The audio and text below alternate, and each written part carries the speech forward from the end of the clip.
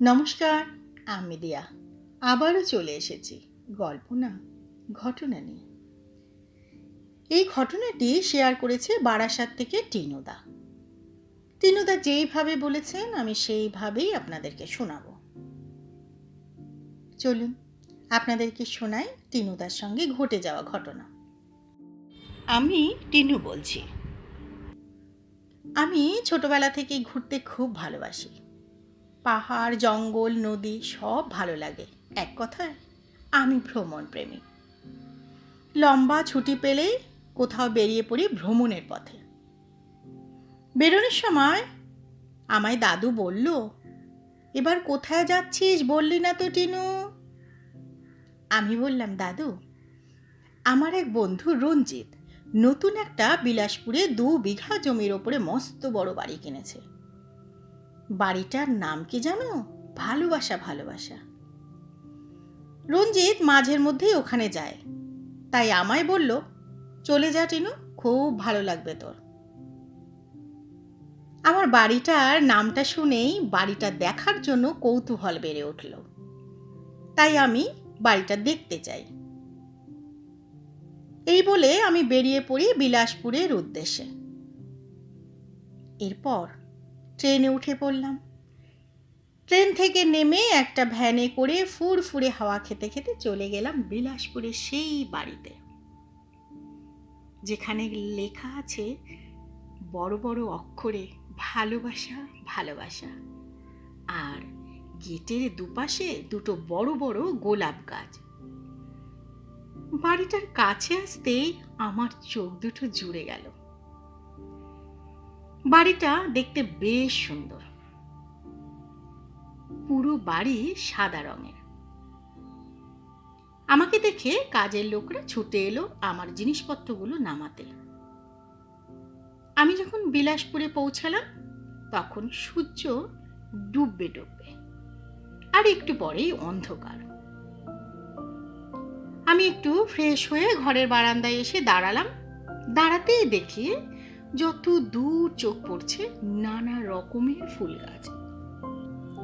আমার ওই মুহূর্তে মনে হচ্ছিল আমি নেমে গিয়ে ফুল গাছগুলোর কাছে চলে যাই, কিন্তু সন্ধে হয়ে যাওয়ার জন্য আমি আর গেলাম না।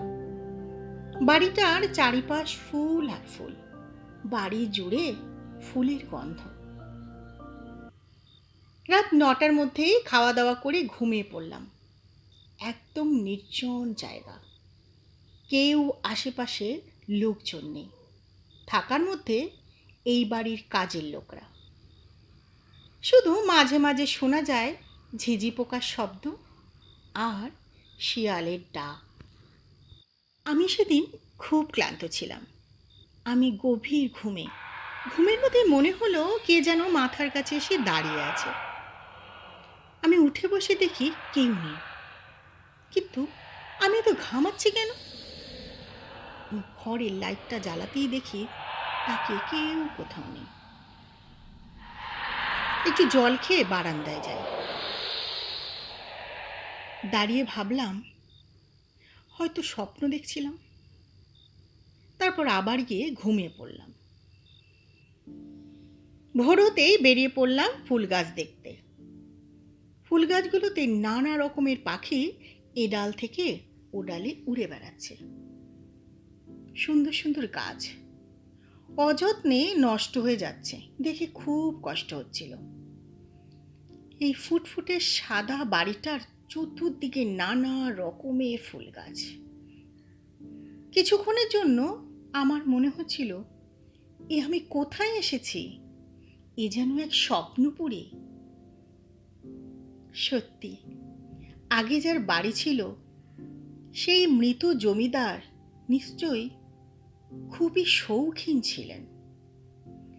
আসবাবপত্র, ছবি ও ছবির ফ্রেম সব কিছুর মধ্যে শিল্পী মনের পরিচয় রয়েছে। জমিদার স্ত্রী এবং এক ছেলে জমিদার বাবুর আগেই মারা গেছেন। জমিদারের নিকট আত্মীয় বাড়িটা বিক্রি করে রঞ্জিতের কাছে। এসব কথা রঞ্জিত আমাকে সব বলেছে। পরের দিন রাতে যথারীতি খাওয়া দাওয়া সেরে লাইট অফ করে ঘুমিয়ে পড়ি। হঠাৎ গতকালের মতো মাথার কাছে কে যেন এসে দাঁড়ালো। আমি জিজ্ঞাসা করার আগেই তিনি বলে উঠলেন, ভয় পেও না, আমার কথাটা শোনো, তোমার কোনো ভয় নেই, আমি তোমাকে ভয় দেখাতে আসিনি। এই বাড়িটা একদিন আমার ছিল। কি বলবো, আমি ভাষা হারিয়ে ফেলেছি। চোখের সামনে দেখছি উঁচা লম্বা এক ভদ্রলোক দাঁড়িয়ে আছেন। ইনি বলছেন ওনার আগে এই বাড়িটা ছিল। তবে ওই ভদ্রলোক আরও বলতে লাগলেন, দেখেছেন বাগানের অবস্থা? এই বাগানের মায়ের জন্য আমি এখান থেকে ছেড়ে যেতে পারছি না। এই বাগানে একটা দুষ্প্রাপ্য ফুলের গাছ আছে, যেটা আমি আমার স্ত্রীর জন্য বিদেশ থেকে আনিয়েছিলাম, তার জন্মদিনে উপহার দিয়েছিলাম। আজ সেটা অযত্নে শুকিয়ে যাচ্ছে। এটা বাড়ির পেছনের দিকে লতানো গাছে ঢাকা পড়ে গেছে, হালকা গোলাপি রঙের বড় বড় ফুল। আমার গলার ভেতরটা শুকিয়ে যাচ্ছে। আছি না মরে গেছি তা বুঝতে পারছি না। আমি তার দিকে তাকিয়ে রয়েছি। উনি অনবরত কথা বলেই চলেছেন। তারপর আমি বললাম, কি চান আপনি? উনি বললেন, আপনি যাবার সময় ওই গাছটা আপনার সঙ্গে করে নিয়ে যান, আপনার বাড়িতে পুঁতে দেবেন। আপনি নিয়ে গেলে ভারী শান্তি পাব। আমি হ্যাঁ বলতেই দেখি আর ঘরে কেউ নেই। তারপর সকাল হতেই আমি চলে যাই ওই ফুল গাছের খোঁজে। গিয়ে দেখি, উমা, সত্যি ঝোপের মধ্যে সুন্দর গোলাপি রঙের মস্ত একটা ফুল যেন জল করছে। কি অপূর্ব না লাগছে। আমি কাজের লোকদের বললাম, এই গাছটা আমার যাওয়ার সময় ফুল সমেত তুলে দাও। এমন সুন্দর ফুল আমি কখনো দেখিনি। কাজের লোকরাও বলতে শুরু করলো, সত্যি বাবু, এমন চমৎকার ফুল কই এতদিন তো আমাদের চোখে পড়েনি। তারপর ফুল গাছটা নিয়ে আমি বাড়ি ফিরে আসি এবং রঞ্জিতকে দেখাই।